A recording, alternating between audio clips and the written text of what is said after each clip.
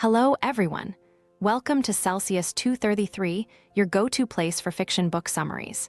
Today, we will lose ourselves in the Arabian Nights by Andrew Lang. The Arabian Nights, also known as 1001 Nights, is a collection of Middle Eastern folk tales compiled and translated by Andrew Lang in 1898.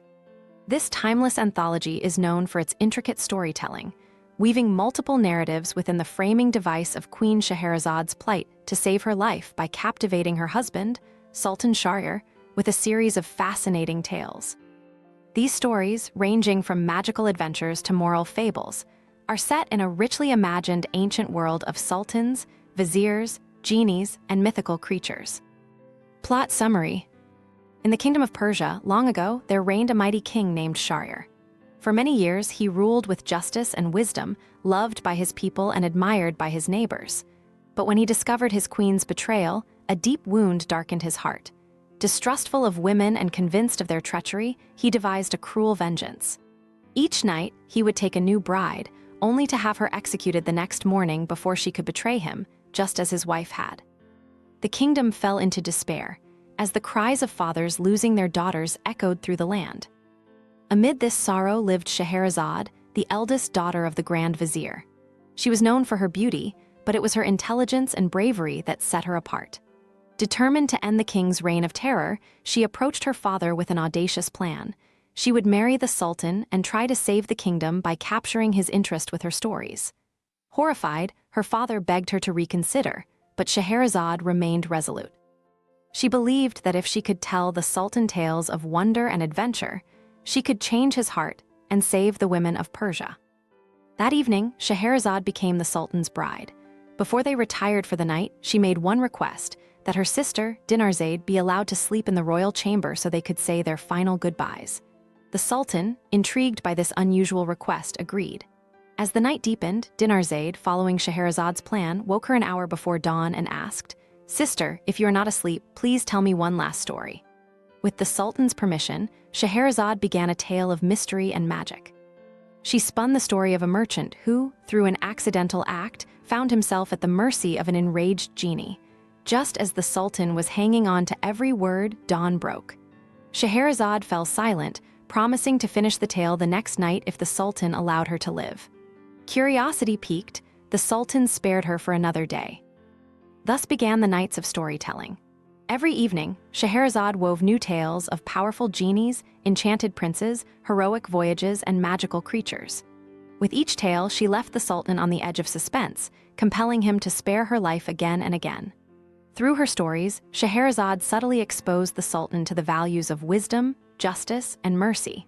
She introduced him to characters who embodied these virtues, slowly dissolving the bitterness in his heart.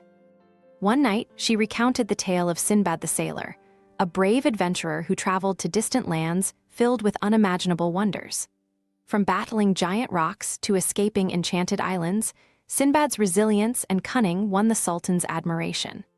Through these tales, Scheherazade painted a world where bravery and intellect triumphed over cruelty, and where love and compassion led to redemption. In another story, she told of Aladdin, a poor but clever boy who came into possession of a magical lamp containing a powerful genie. With the genie's help, Aladdin rose from poverty to wealth, winning the heart of a beautiful princess. But it was not just wealth that defined Aladdin, it was his quick thinking, his integrity, and his ability to navigate challenges that earned him his fortune. The Sultan, drawn to the idea of transformation through perseverance and wisdom, listened intently. Night after night, the tales continued. There was the cunning Ali Baba, who outwitted 40 thieves to protect his family's fortune, and the tragic king of the Black Isles, who suffered under a sorceress, curse, but was eventually freed through courage and cleverness. Each tale offered the Sultan something different, an escape into a world of magic and adventure, but also a reflection of his own soul. As time passed, the Sultan's heart began to change. He no longer looked at Scheherazade as a potential betrayer, but as a source of wisdom and light. Her courage in facing death night after night had earned his respect. Her stories, rich with lessons on love, justice, and the importance of trust, began to reshape his worldview. He realized that not all women were deceitful, and that there was goodness in the world worth cherishing.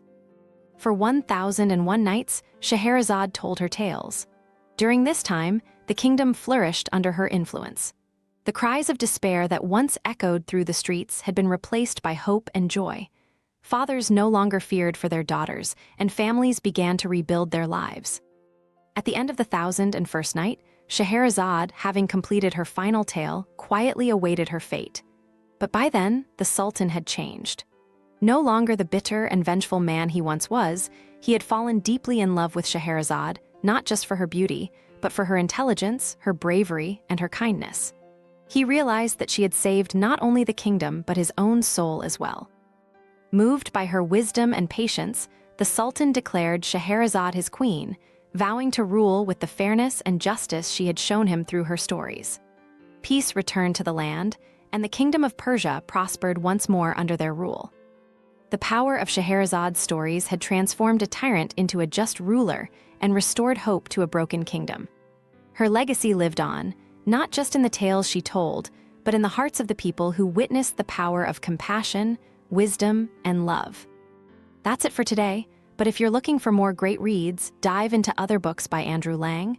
Details are in the description or on Celsius 233.